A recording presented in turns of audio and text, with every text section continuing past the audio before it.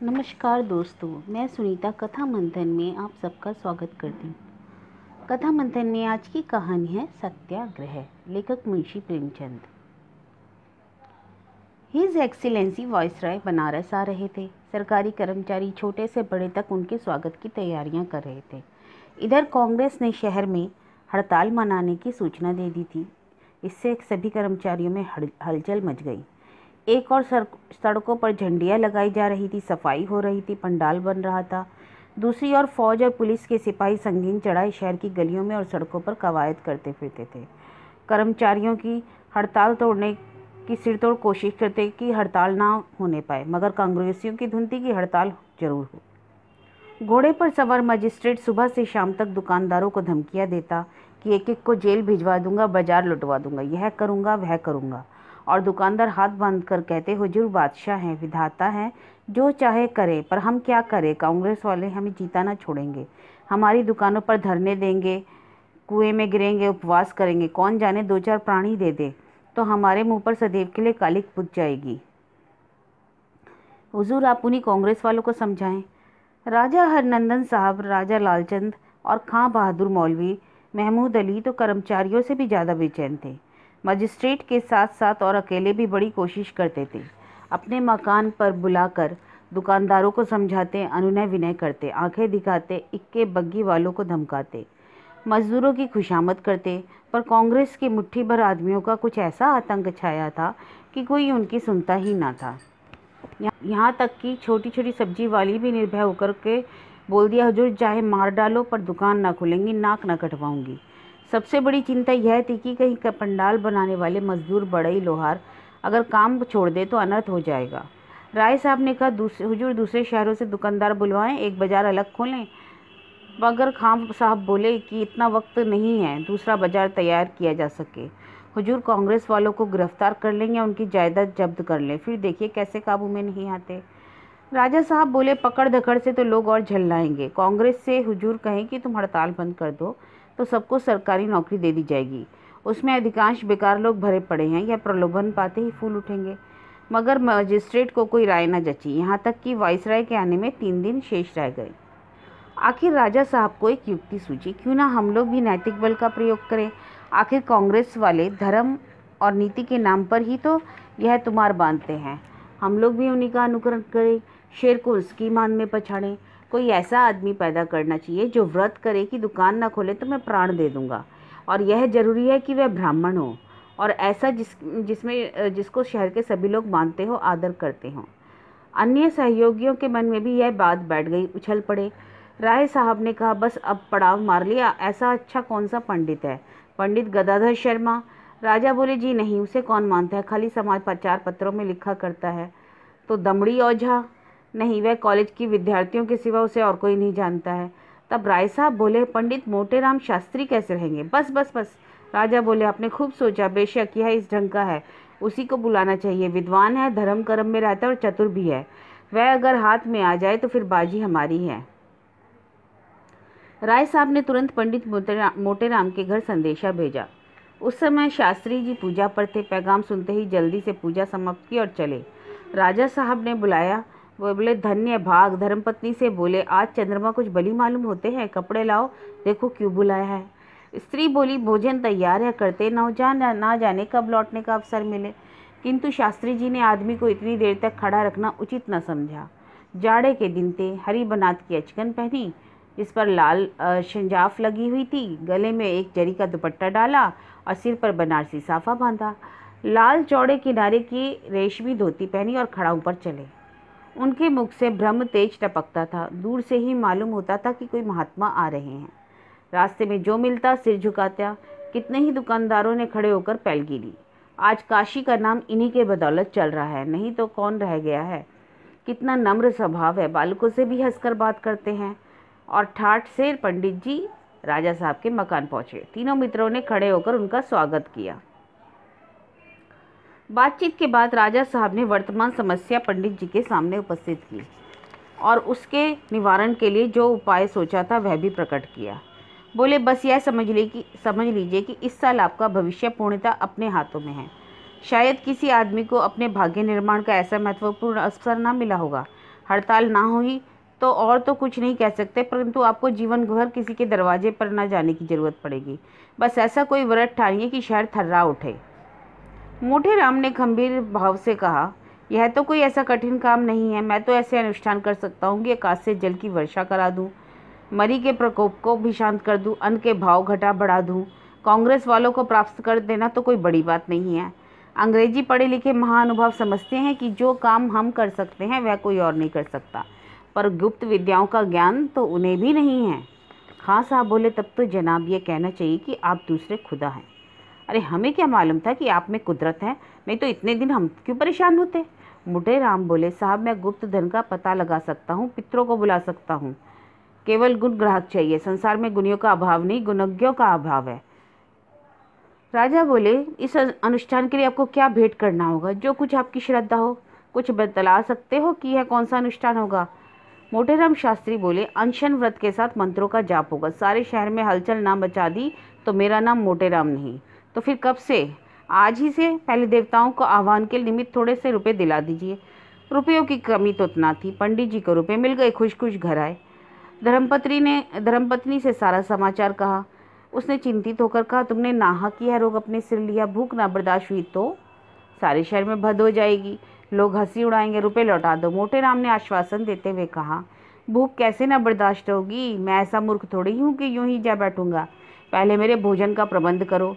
अमरतियाँ, लड्डू, रसगुल्ले मंगाओ, भर पेट भोजन कर लूँ, फिर आध सेर मलाई खाऊंगा और उसके ऊपर आध सेर बादाम की तह जमाऊंगा और बची कुची कसर मलाई वाले दही से पूरी कर दूंगा। फिर देखूंगा भूख क्यों कर पास फटकती है। 3 दिन तक तो सांस ही ना आएगी, भूख की कौन चलावे, और 3 दिन में तो सारे शहर में खलबली मच जाएगी। भाग्य सूर्योदय हुआ, इस समय आगा पीछा करने से पछताना पड़ेगा। बाजार ना बंद हुआ तो समझ लो माल माल हो जाऊंगा, नहीं तो यहाँ गांठ से क्या जाता है, 100 रुपये तो हाथ लग ही गए हैं। इधर तो भोजन का प्रबंध हुआ, उधर पंडित मोटेराम ने डोंडी पिटवा दी कि संध्या समय टाउन हॉल के मैदान में पंडित मोटेराम देश की राजनीतिक समस्या पर व्याख्यान देंगे, लोग अवश्य आए। पंडित जी सदैव राजनीतिक विषयों से अलग रहते थे, किंतु आज इस विषय पर बोलेंगे, सुनना चाहिए, लोगों को उत्सुकता हुई। पंडित जी का शहर में बड़ा मान था। नियत समय पर कई हजार लोगों की भीड़ लग गई। पंडित जी घर से अच्छी तरह तैयार होकर चले और पेट इतना भर लिया कि चलना मुश्किल हो गया। यहाँ तक कि वहाँ पहुँचे और दर्शकों में खड़े होकर दर्शकों ने उन्हें साष्टांग दंडवत प्रणाम किया। मोटेराम बोले, नगरवासियों, व्यापारियों, सेठों, महाजनों, सब सुनो। मैंने सुना है तुम लोगों ने कांग्रेस वालों के कहने में आकर बड़े लाट साहब के शुभागमन के अवसर पर हड़ताल करने का निश्चय किया है। यह कितनी बड़ी कृतज्ञता है। वह चाहे तो आज हम लोगों के तोप के मुंह पर उड़वा दें, सारे शहर को खुदवा डालें। राजा है, हंसी ठट्ठा नहीं है। वह खेत चढ़ने को तैयार हों। लाट साहब चाहे तो आज रेल बंद कर दे, डाक बंद कर दे, माल का आना जाना बंद कर दे। तब बताओ तुम क्या करोगे? वह चाहे तो आज सारे शहर वालों को जेल में डाल दे, बताओ क्या करोगे? अरे तुम उनसे भागकर कहाँ जा सकते हो? कहीं और है ठिकाना? इसलिए जब इस देश में उन्हीं का अधीन रहना है तो उन इतना उपद्रव क्यों मचाते हो? याद रखो, तुम्हारी जान उनकी मुट्ठी में है। खबरदार जो किसी ने बाजार बंद किया, नहीं तो कहे देता हूँ मैं यहीं अन्न जल बिना प्राण दे दूंगा। एक आदमी ने शंका की, महाराज आपके प्राण निकलते निकलते तो महीना भर लग जाएगा, 3 दिनों में क्या होगा? मोटेराम ने गरज कर कहा, प्राण शरीर में नहीं रहते, ब्रह्मांड में रहता है। मैं चाहूँ तो योग बल से प्राण त्याग कर सकता हूँ। मैंने तुम्हें चेतावनी दे दी, अब तुम जानो और तुम्हारा काम। मेरा कहना ना मानोगे तो तुम्हारा कल्याण नहीं होगा, और मानोगे तो इसी में कल्याण होगा, ना मानोगे तो हत्या लगेगी, संसार में कहीं मुंह ना दिखला सकोगे। बस ये लो, मैं यहीं आसन जमाता हूँ। सुनते ही पूरे शहर में खलबली मच गई, लोगों के होश उड़ गए। अधिकारियों को इस नई चाल से उन्हें हदबुद्धि सा कर दिया। कांग्रेस के कर्मचारी तो अब भी कहते थे कि यह सब पाखंड है। राजभक्तों ने पंडित को कुछ दे दिलाकर स्वांग खड़ा किया है। जब और कोई बस न चला, फौज, पुलिस, कानून सभी युक्तियों से हार गए तो यह नई माया रच दी। लेकिन नगर के बनिए महाजन, जो प्रायः धर्मभीरू होते हैं, घबरा गए और बोले, साहब आप लोगों के कहने से सरकार से बुरे न बने, नुकसान उठाने को तैयार हुए, रोजगार छोड़ा, कितनों के दिवाले हो गए, किंतु अब धर्म को हम ना छोड़ सकेंगे, क्योंकि हमें भी आगे जाकर भगवान को जवाब देना है। सारांश यह है कि कांग्रेस वालों की एक न चली। व्यापारियों का एक डेपुटेशन 9 बजे रात को पंडित जी की सेवा में उपस्थित हुआ। पंडित जी ने आज भोजन तो खूब डटकर किया था, लेकिन डटकर भोजन करना उनके लिए कोई असाधारण बात ना थी। महीने में प्रायः 20 दिन यह अवश्य ही न्योता पाते थे और निमंत्रण में डटकर भोजन करना एक स्वाभाविक बात है। अपने सहभोजियों की देखा देखी, लाग डांट की धुन में या गृह स्वामी के सविनय आग्रह से और सबसे बढ़कर पदार्थों की उत्कृष्टता के कारण भोजन मात्रा में अधिक हो ही जाता था। पंडित जी की जठराग्नि ऐसी परीक्षाओं में उत्तीर्ण हुई रहती थी। अतएव इस समय भोजन का समय आ जाने से उनकी नीयत कुछ डामाडोल हो रही थी। यह बात नहीं थी कि वह भूख से व्याकुल थे, लेकिन भोजन का समय आ जाने पर अगर पेट अफरा ना हुआ हो और जीर्ण ना हुआ हो तो मन में एक प्रकार की भोजन की चाह होने ही लगती है, जो स्वाभाविक है। शास्त्री जी की इस समय यही दशा हो रही थी। जी चाहता था किसी खोचे वाले को पुकार कर कुछ ले लेते, किंतु अधिकारियों ने उनकी सुरक्षा के लिए कई सिपाहियों को तैनात कर दिया था, जो सब हटने का नाम ही नहीं लेते थे। पंडित जी की विशाल बुद्धि इस समय समस्या का हल कर रही थी कि इन यमदूतों को कैसे टालूं। मैं कोई कैदी तो हूँ नहीं जो इन्हें आँख खड़ा कर दिया। अधिकारियों ने शायद यह व्यवस्था इसलिए कर रखी थी कि कांग्रेस वाले जबरदस्ती पंडित जी को वहाँ से भगाने की चेष्टा न करें। कौन जाने क्या चाल चले। वह अभी इसी चिंता में थे कि व्यापारियों का डेपुटेशन आ पहुँचा। पंडित जी कोहनियों के बल लेटे हुए थे, संभल बैठे। नेताओं ने उनके चरण छूकर कहा, महाराज, हमारे ऊपर आप यह क्यों कोप किया है? आपकी आज्ञा हो, हमारे शिरोधार्य है। आप उठिए, अंजल ग्रहण कीजिए। हमें नहीं मालूम कि आप सचमुच यह व्रत ठानने वाले हैं, नहीं तो हम पहले ही आपसे विनती करते। आप कृपा कीजिए, 10 बजने का समय है, हम आपका वचन ना डालेंगे। मोटेराम बोले, ये कांग्रेस वाले तुम्हें मटिया मेट करके छोड़ेंगे। आप तो डूबते हैं, तुम्हें भी साथ ले डूबेंगे। बाजार बंद रहेगा तो तुम्हारा ही नुकसान होगा, भूखों मरोगे, सरकार को क्या। तुम इन कुपंथियों के कहने में ना आओ, दुकानें खुली रखो। सेठ बोले, महाराज, जब तक शहर भर के आदमियों की पंचायत ना हो जाए तब तक हम इसका बीमा कैसे ले सकते हैं? कांग्रेस वालों ने कहीं लूट मचवा दी तो कौन हमारी मदद करेगा? किंतु आप चलिए, भोजन करिए, हम कल पंचायत करके आपके सेवा में जो कुछ होगा हाल देंगे। मोटेराम बोले तो फिर पंचायत करके आना। डेपुटेशन अब निराश होकर लौटने लगा तो पंडित जी ने कहा, किसी के पास सूंघनी तो नहीं है? एक महाशय ने डिबिया निकाल कर दे दी। लोगों के जाने के बाद मोटेराम ने पुलिस वाले से पूछा, तुम यहाँ क्यों खड़े हो?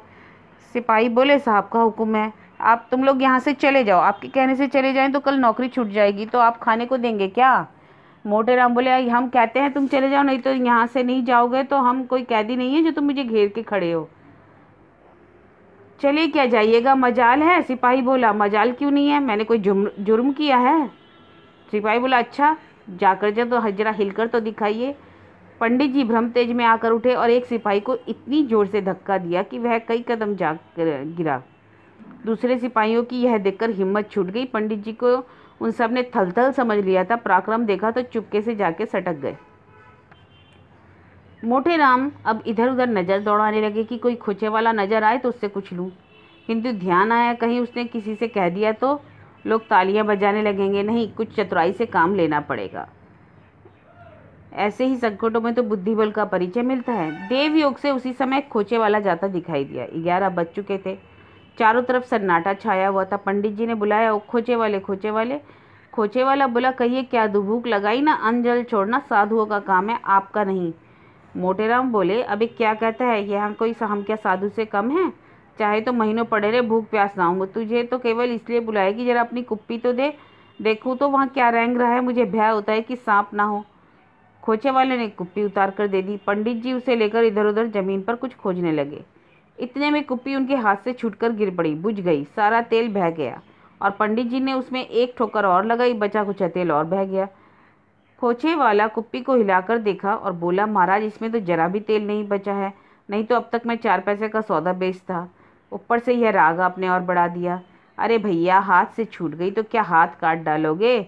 लो पैसे, जाकर के तेल भरवा लो। पैसे लेकर के तेल भरवा करके मैं यहाँ आऊँगा क्या? अरे बाबा, खोचे हक जाओ, लपक कर थोड़ा तेल ले लो, नहीं तो मुझे कोई सांप काट लेगा तो हत्या तुम्हारे ऊपर ही ले पड़ेगी। कोई जानवर है तो जरूर देखो, वह रेंगता है, गायब हो गया। दौड़ जाओ, तेल लेते आओ, तुम्हारा खोचा मैं देख तो रहा हूँ। डरते हो क्या मैं अपने तुमसे रुपए पैसे ले जाऊँगा? तो जाओ, अपना गल्ला लेकर के चले जाओ। खोचे वाला बड़े धर्म संकट में पड़ा। खोचे से पैसे निकालता तो भय कि पंडित जी अपने दिल में बुरा ना माने, सोचे कि कुछ बेईमान समझ रहा हूँ, छोड़कर जाता हूँ तो कौन जाने इनकी नीयत कैसी हो। किसी की नीयत सदा ठीक तो रहती नहीं है। अंत में उसने यही निश्चय किया कि खोचा यहीं छोड़ दूँ, कुछ तकदीर में होगा वह देखा जाएगा, और उधर बाजार की तरफ चला। इधर पंडित जी ने खोचे पर निगाह दौड़ाई तो बहुत हताश हुए। मिठाई बहुत कम बच रही थी, 5-6 चीज़ें थी, मगर किसी में 2 अदद से ज़्यादा निकालने की गुंजाइश ना थी, नहीं तो बंडा फूट जाता। पंडित जी ने सोचा इतने में क्या होगा, केवल क्षुधा और प्रबल हो जाएगी, शेर के मुंह में खून लग जाएगा। वह अपनी जगह पर जा बैठे, लेकिन दम भर के बाद प्यास ने फिर जोर मारा। सोचा कुछ तो ढांढस भी बंधेगा, आहार कितना ही सूक्ष्म क्यों ना हो, फिर भी आहार ही है।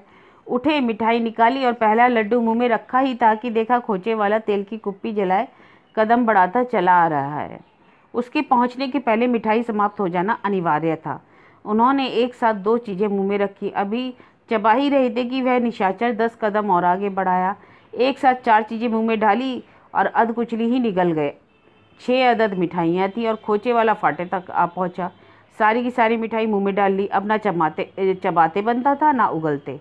शैतान कुप्पी चमकाता हुआ चला ही आ रहा था। जब वह बिल्कुल सामने आ गया तो पंडित जी ने जल्दी से सारी मिठाई निगल ली, मगर आदमी ही तो थे, क्या करते। आंखों में पानी भर आया, गला फंस गया, शरीर में रोमांच हो गया, जोर से खांसने लगे। खोचे वाले ने तेल की कुप्पी बढ़ाते हुए कहा, यह लीजिए, देख लीजिए, चले थे उपवास करने, प्राणों का इतना डर है, आपको क्या चिंता, प्राण निकल भी जाएंगे तो सरकार बाल बच्चों की पाल लेगी। पंडित जी को क्रोध तो ऐसा है कि इस पाजी को खरी खरी सुनाऊं, लेकिन गले से आवाज़ न निकली। कुप्पी चुपके से ले ली और झूठ मूठ इधर देखकर लौटा दी। खोचे वाला बोला, आपको क्या पड़ी है, तो चले सरकार का पक्ष कर लेने, कहीं कल दिन भर पंचायत होगी, तब रात को कुछ तय होगा, तब तक तो आपकी आंखों में तितलियां उड़ने लगेंगी। यह कहकर चला गया और पंडित जी भी थोड़ी देर तक खांसने के बाद सोए रहे। दूसरे दिन सवेरे से ही व्यापारियों ने मिसकॉट्स करनी शुरू कर दी। उधर कांग्रेस वालों में भी हलचल मची। अमन सभा के अधिकारियों ने भी कान खड़े किए। यह तो इन भोले भाले बनियों को धमकाने की अच्छी तरकीब हाथ आई। पंडित समाज ने अलग एक सभा की, उसमें यह निश्चय किया कि पंडित मोटेराम को राजनीतिक मामलों में पढ़ने का कोई अधिकार नहीं, हमारा राजनीति से क्या संबंध। सारा दिन इसी वाद विवाद में कट गया। किसी ने पंडित जी की खबर ना ली। लोग खुल्लम खुला कहते थे कि पंडित जी ने 1000 रुपये सरकार से लेकर यह अनुष्ठान किया है, और बेचारे पंडित जी ने रात तो लोट पोट कर काटी।